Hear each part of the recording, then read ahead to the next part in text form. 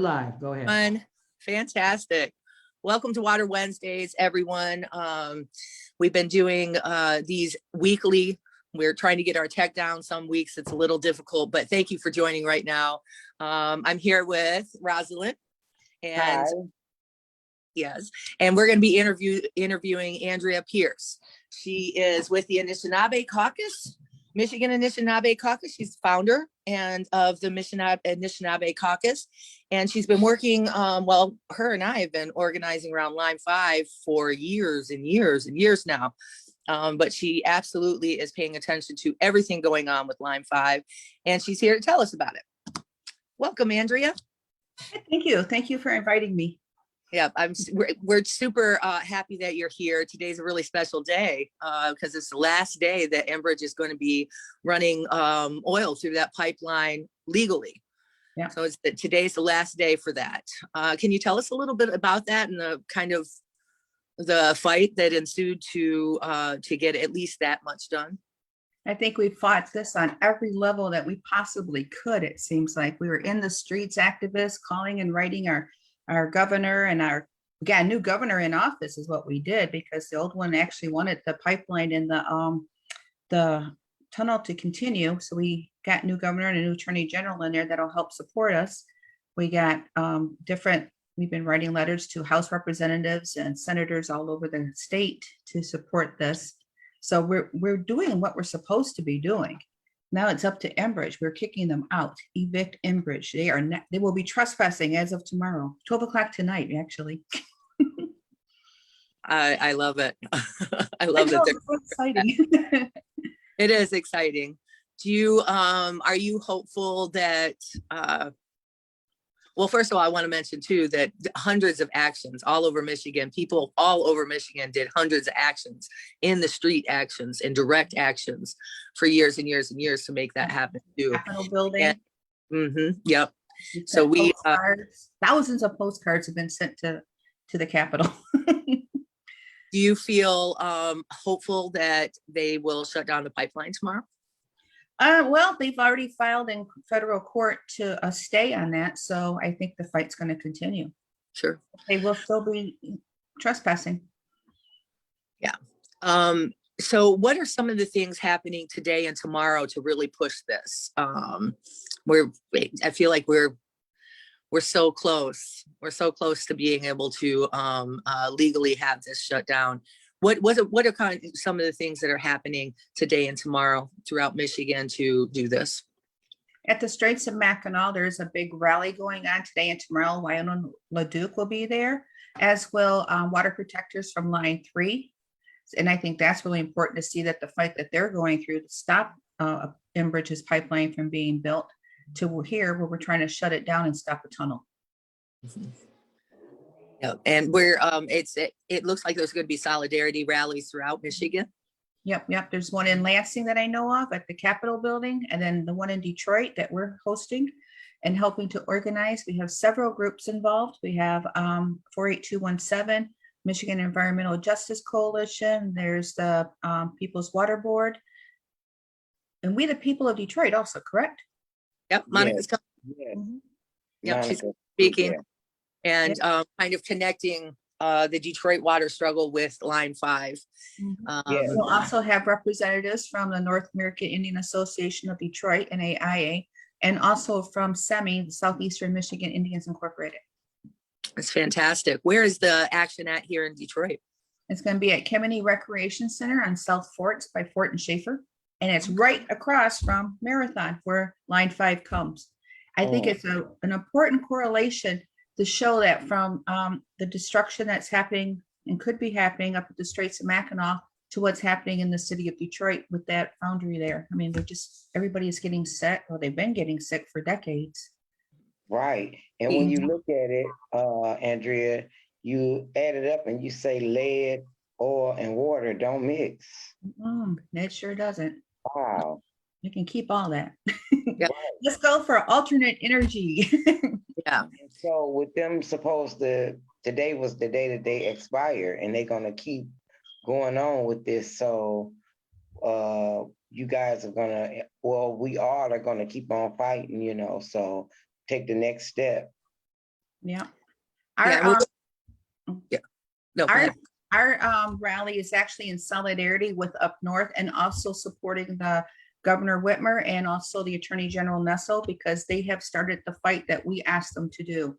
We need to support them, elevate them, and let them know that we're behind them. So this is going to be a long, drawn out fight. Yes, yes. It's already been a long drawn out fight, and Yes, I it just has. But yeah, like- in the process of us fighting this battle, and today is the day that they supposed to shut it down, and they're not shutting it down. Who's gonna be, because it's illegal. Someone need to be charged for it. Mhm. Yeah, I'm waiting to see if the National Guard gets called in. It seems like that should be a resource that we have as citizens of the United States, and an illegal trespass across not only our treaty lands but state lands.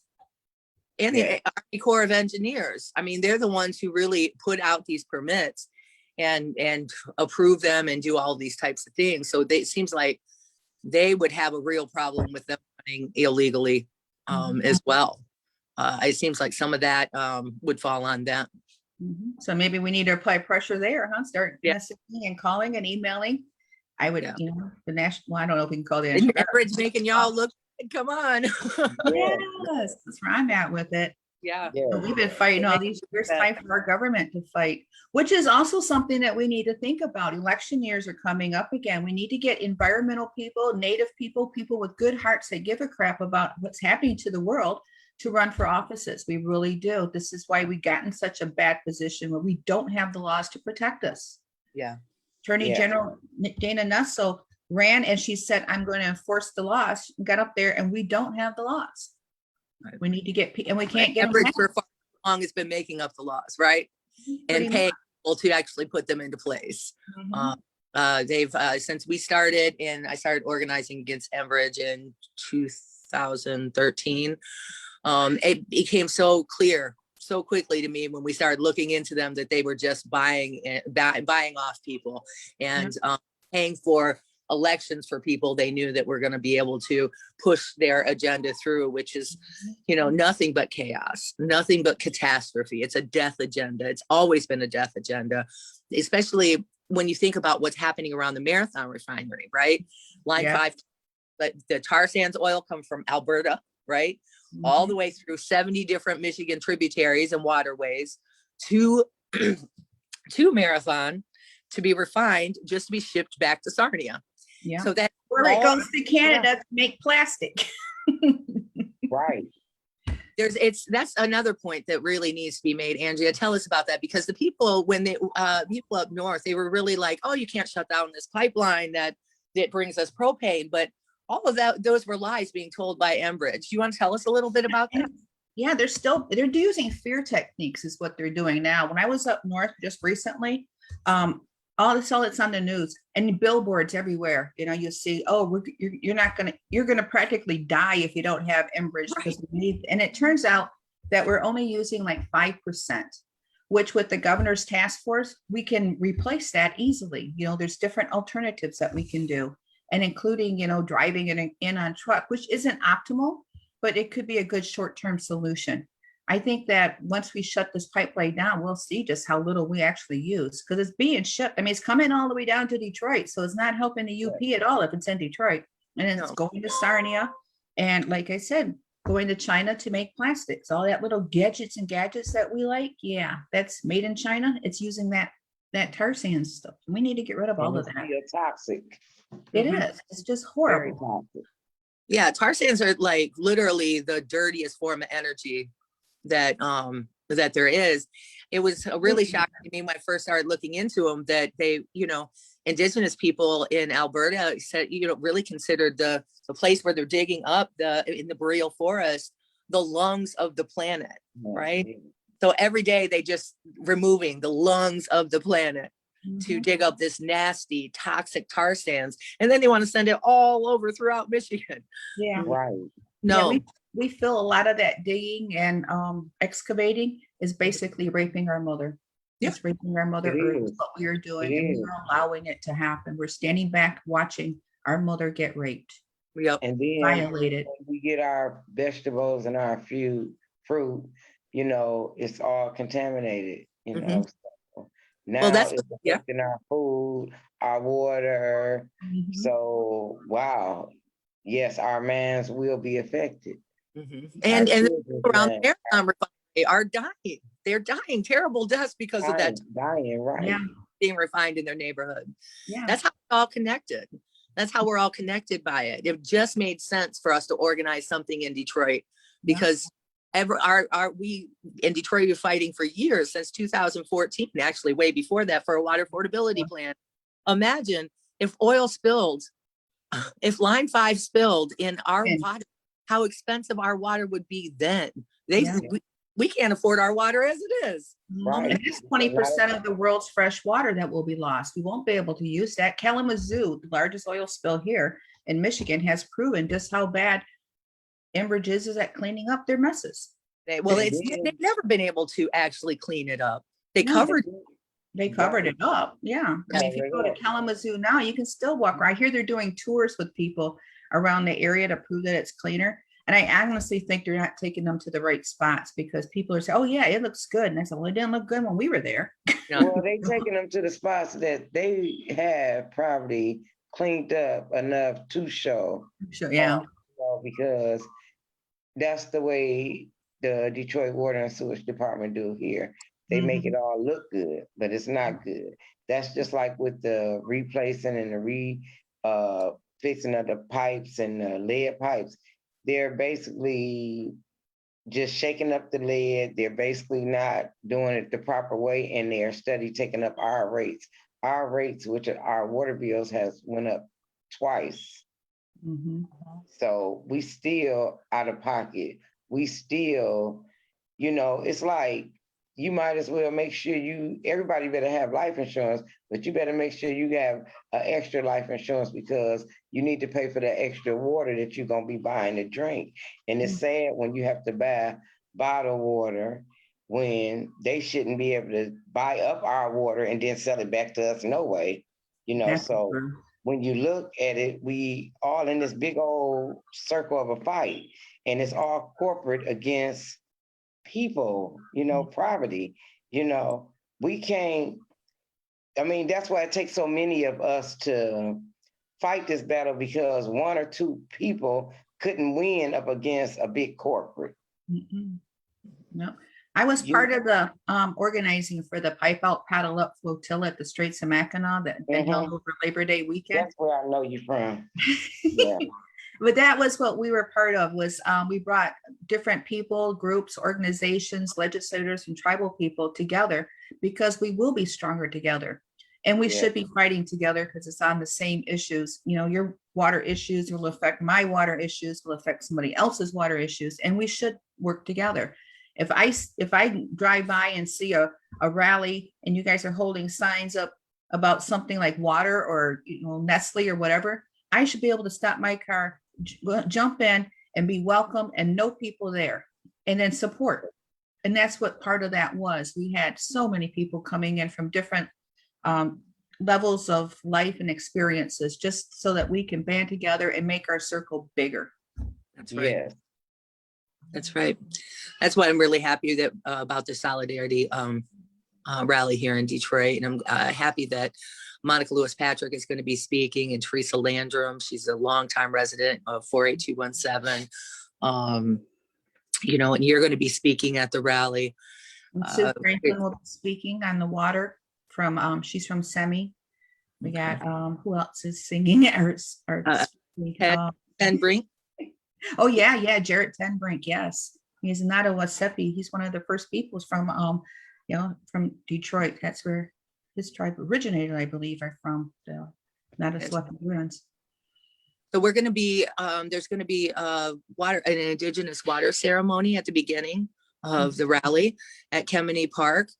That you want to tell us a little bit on why we open up, why as Indigenous folks it's important that that we open up with prayer and things like that. Do you want to tell us a little bit about that? I sure do. Yeah. When we start with the ceremonies and prayers, that's to bring in the spirits and the people that we want to be there. It kind of like in my mind, it kind of like puts a circle and protects us so that we, we keep out the bad people, but also not the bad people. There's no bad people, but the people that don't agree with what we're saying or who are, May have bad intentions. there you go. That goes good. Thank you. And it sets a tone because we should always start with prayer, especially when we're praying for the water, which is, we are all part water, all of us. We came from the water. We, all of our food is, all of our food is made from water. Even the, if you're eating cows, they drink water. Everything is based on water. And we should start off with prayer. And another thing I always want to say is that it's not a resource. I keep hearing that water is a resource. It's a resource. It's an important resource. It's a sacred being. That's right. It's part of us. It's sacred. And we need to treat it like it's sacred and not a commodity and not a resource. We need to think about how our intentions are when we're around the water and how we're using it. And we have to also think about protecting it for the next 7 generations. We always have to think about who's coming behind us and what are we leaving them. Right now, it's a big mess, but we're all fighting against that. So, That will certainly, our grandkids aren't going to look back at us and be like, why'd you just sit there? They'll know we didn't. Oh yeah. We did not. That's not how we rolled. That's kind of what got me started. My grandson was, we're talking about, different things. And he was like, what are you doing about it? And at the time I wasn't doing very much. Well, I probably was doing more than the normal people do, but not as much as what I ended up doing. It's kind of grew and built over here. So now when he says, Grandma, what are you doing to stop this? I'm like, everything I can, everything we possibly can. We are building a revolution. That's right. That's right. Yeah. You want to tell us a little bit about, founding about the tell us a little bit more about the Anishinaabe Democratic Caucus, and why you decided to help create that and bring it to being. That was to bring the Anishinaabe people, it's the Three Fires People Confederacy, the people of this occupied lands of Michigan, together into the political arena. When Dana Nussel was running, she asked me to go to the convention. I found out at convention that we did not have a caucus. We were not represented. So here we are, we have all these people in the streets, activated, writing and doing everything to the governor and House reps and, legislators, and we weren't represented. We didn't have that. We didn't have that power. We didn't have that voice. We were not at the table. So now we're bringing us to the table. It's 2.5 years old now. And I like to think that we're really building something that's going to help our people. We're working on getting candidates running, Native candidates, environmental candidates. We want to endorse and support candidates that are looking to make a difference. And we're working on legislation. We actually but we went up to Lansing before COVID to work with Yusuf Rabi and help introduce the water protection bills, which were supposed to help slow down Nestle, and they didn't get passed. So we still have bills that we're working on that need to get passed. We need good people running in these offices so we can get stuff done. Yeah. And we're working on a lot of different issues. We're working on Monoman, which is wild rice. We would like to get that to be a native state grain. We're working to stop and bring awareness to the missing and murdered Indigenous women and girls to sexual human trafficking. We're also working on Custer down in Monroe, that big statue. We need to get rid of that. So we have, if you want more information, contact. Yeah. We're on Facebook, the Mission Anishinaabek Caucus. We're at our webpage, AnishinaabeCaucus.org. And we're doing things. We're trying to make a difference to bring a voice to the Anishinaabe and the Native American people of Michigan. It's such important work. And every one of those things are so things that, that people they don't automatically think of as part of the fight, especially around water. When it comes to missing Indigenous women, murdered Indigenous women, a lot of that comes from man camps that are around, that are building pipelines that affect our water. Everything's so connected. Everything is, and people just don't realize it. that we're all, every one of our struggles are so connected. I love that you pointed out that water is a living being, and that when you pray for it and you treat it right, it gives back everything. And that I think about that all the time in the work that we're doing, and it grounds me, it roots me, you know. Rosalind, do you have any questions for Andrew? Well, basically, I don't have any questions. I just would like to say that, you know, it's amazing work. And like Valerie Jean was saying, that all our work is connected and it's just one big circle. And we gonna keep working and pushing, and whatever you guys need us to do on our end to help you guys, we will. And I know you be looking out for us and have our back as well, you know. And I can remember a time, I think, that we traveled together when we went to Saginaw or Bent Battle Harbor, Creek. Battle Creek, you know. Yeah, Benton Harbor. Yes, and we were like outside, and we had a big old prayer, and you had the sage and everything, you know, and it was really amazing, you know. I also pray, you know, so I'm not scared of prayer. I like all prayer because we all praying to one God, you know. So I just would like to, you know, commend you and pat you on the back for the work that you do. Well, thank you. Thank you. I really appreciate that. I love that we can all work together. I mean, that's how we build the revolution, and that's how we get things done. I mean, one person can't do it alone. Right. And you can join our caucus if you like. You don't have to be Anishinaabek or Native to join. Okay. Thank you for that. I love Yeah, that. thank you so much. Thank you. Yes, we are inclusive. Yeah, because we actually as a whole, as one, you know, and when you look at it, you say you say Detroit, then you say Ben Harbor, and then you say just what is it, Harper Woods, or you say Highland Park. We all Michigan together, so it shouldn't be like divided. We are together. So what works for Benton Harbor, what works for Detroit, what works for Lansing, what works for, you know, should work for all, you know. So when we look at people in office, we, like you said, we have to get people that's gonna care about the earth and basically say the soul of people, you know, and the well-being of humans, you know. So that's what I'll be looking for, you know. I wake up every day extremely grateful that I get to do this work with you. If I have to do it, I want to do it with y'all. Right. For real. It's sad that we live in a Great Lakes state and we all have to fight for the water. Isn't it just craziness? Yeah. Right. And you know, it's crazy when you have to fight for something that should really be free. And protected. Yes, it should be protected. Yeah. Yes. It's really like everybody should have access to it, and it should be protected. And when people do feel that accountability, that access and things like that, they automatically protect it. That's what, you know, like things that we hold dear, things that are, you know, a part of us, we automatically protect them. Something that we are, you know? Something that we are like 80% of water. Here we have these people want to put a $sign on it and charge one person this, charge you this, charge them. No, we should all be equally. We should all have access to it. And it should be most definitely, it should be most definitely clean. Come on now. Right. What were you saying? To pay for dirty water. Water is now on the stock markets. Did you see that? Yes. Yeah, you can buy, sell, and trade it.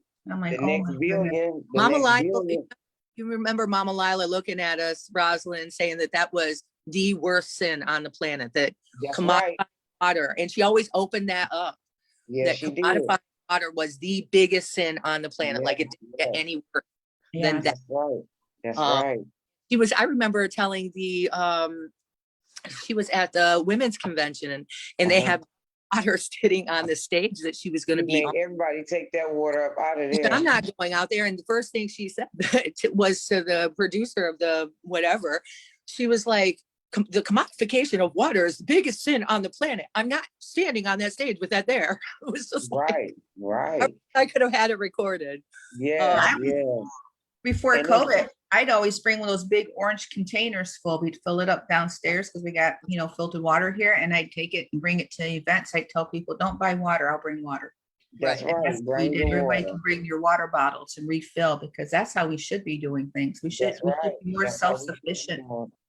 and And not no relying matter on how hard, somebody. no matter how hard we try not to purchase this water, it's some form and fashion that makes us have to keep on purchasing this water.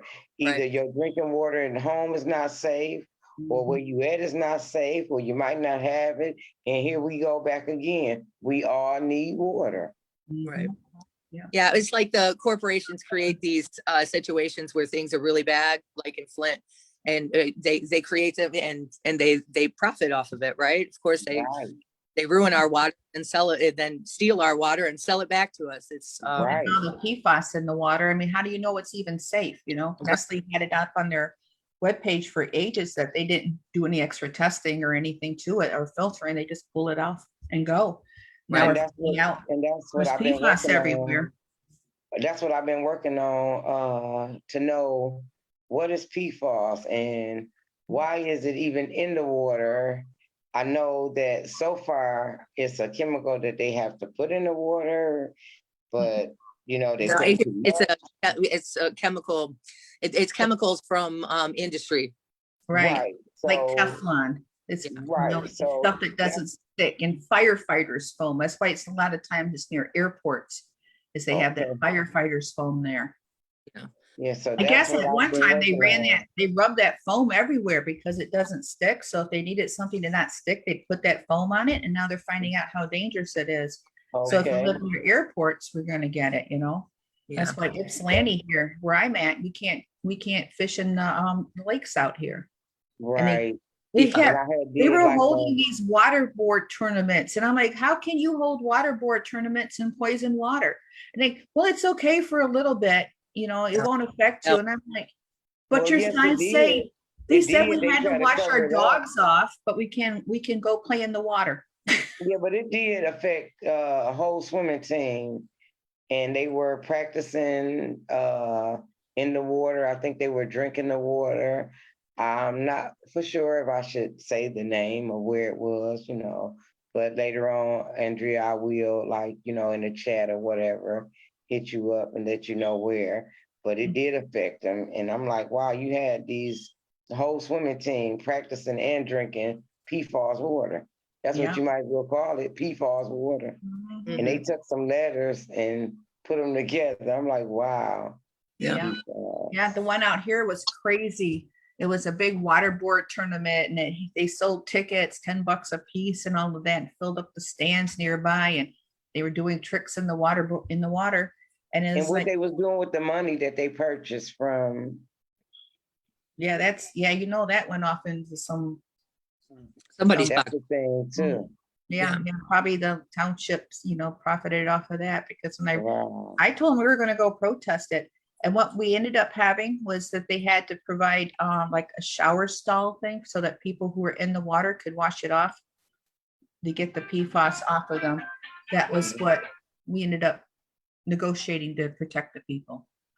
And I posted it on all other pages and everything, the water is PFAS in it. You guys might want to check this. And I went to the water, the tournament people, and sent them emails and everything. This is happening here. And I, sent them the information. It's out there. It's all over the, Michigan.gov has a page for PFAS.